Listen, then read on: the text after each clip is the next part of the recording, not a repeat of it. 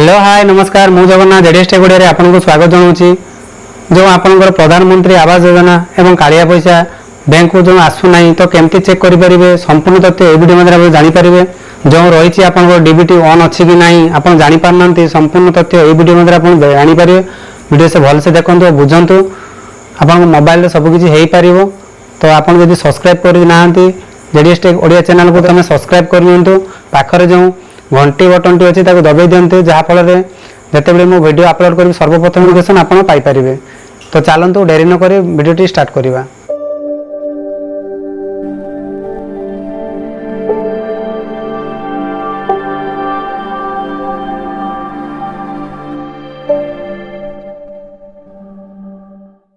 Mobile हो कि computer हो जेकोसी वेबसाइट नहीं जी वेबसाइट पर लिखिके सर्च करेंगे डीबीटी। डीबीटी सर्च कलापर आपंकर ये इंटरफेस पलि आस तो यार आप क्लिक करेंगे कले गोटे संपूर्ण वेबसाइट को डीबीटी वेबसाइट को पलि आस। ठीक अच्छे देखो ये वेबसाइट को पलि आस। देखो जो लेखा थी आपंकर डॉक्यूमेंट तो यार पर प्रथम क्लिक करेंगे कले आपंकर संपूर्ण तथ्य आ गए वेब पेज को नहीं जीव।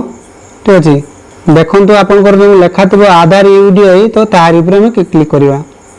तो यार आप क्लिक कले संपूर्ण देखो आ गए पेज को पलि आस। तो सर्वप्रथम आप जो लेखा थी सिटीजन कॉर्नर तो तार क्लिक करेंगे कले आपंकर संपूर्ण ये डैशबोर्ड पलि आस।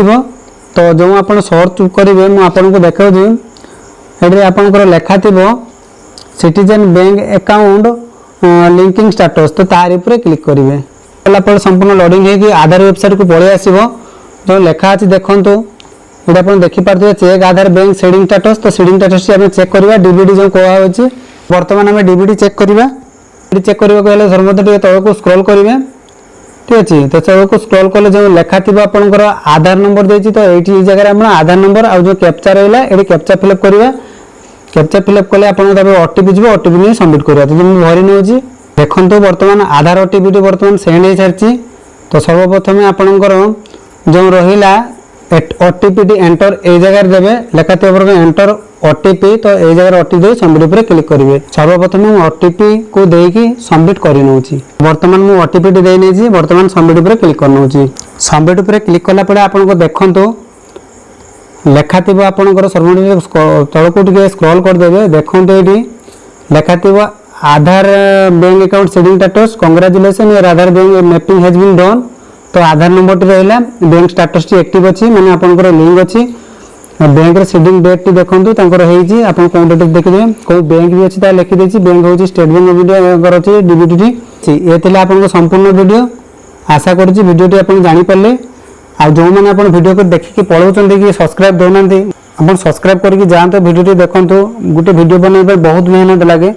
तो आशा करुँच वीडियो माध्यम बहुत हेल्पफुल होती आपंकर जो आपंकर जब बैंक जब आपंकर कौन अकाउंट मैपिंग नथिबो तो ताले आपण कौन करेंगे सर्वप्रथम आप जो वेबसाइट टी आपको जनई थी। ठीक अच्छे देखे दूसरी आपको जो आप बैंक अकाउंट जब सीडिंग मैपिंग नथिबो एक्टिव स्टेटस टी तो बर्तमान आपंकर जो background another seeding MCI map तो यार क्लिक करेंगे। यार क्लिक कले आपंकर पीडीएफ टी डाउनलोड हो। ठीक अच्छे डाउनलोड होगापर आप पीडीएफ व्यूअर पर क्लिक कर आप देखिए देखो आपंकर जो सभा टे तौक को स्क्रॉल करदे।